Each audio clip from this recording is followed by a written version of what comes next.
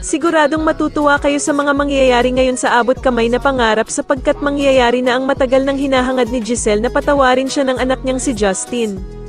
Dito nga matapos ang ginanap na party para sa mga bata nila Annalyn at Justin, ay biglang lalambot nga ang puso nito at magagawa na nga niyang kausapin ang ina niyang si Giselle. Samantala matapos ngang magbigay ng regalo na kwintas itong si Doc Lindon kay Annalyn, ay hindi naman magpapatalo itong si Harry at magbibigay nga din ito ng regalo kay Annalyn. Matapos nga ang naging performance nila Annalyn at Justin, ay masusupresa itong si Annalyn dahil nga sa gagawing surprise message ni Harry habang nakasuot ito ng Santa Claus. Samantala ay muli ngang magkakatagpo ang landas nila Doc Robert at Lynette dahil sa pareho silang a-attend sa party ng mga bata. Manghihinayang naman itong si Doc Robert dahil sa hindi nga daw makikita ng ama niyang si Don Pepe ang kanyang mga apo, na sila Annalyn at Justin na magkasamang gumawa ng party. Pero ko-comfort naman siya ni Lynette at sasabihing may pag-asa pa naman daw na makita ni Don Pepe ang kanyang mga apo dahil sa buhay pa naman daw ito.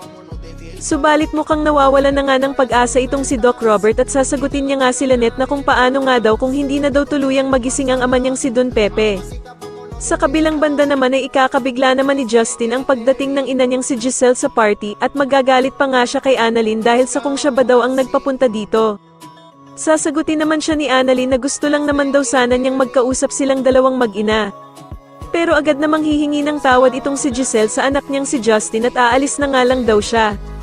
At dito nga habang papaalis si Giselle ay agad naman siyang pipigilan ni Justin at mukhang lalambot na nga ng tuluyan ang puso nito. Sa tingin niyo tuluyan na nga kayang magkasundo sila Giselle at ang anak nitong si Justin? Mas lalo na nga talagang nagiging exciting ang mga susunod na kaganapan kaya naman ay mas lalo pa nating abangan ang mas lalong gumagandang abot kamay na pangarap. Maraming salamat po sa inyong panonood at sana po ay masubscribe niyo ako. Maraming salamat po.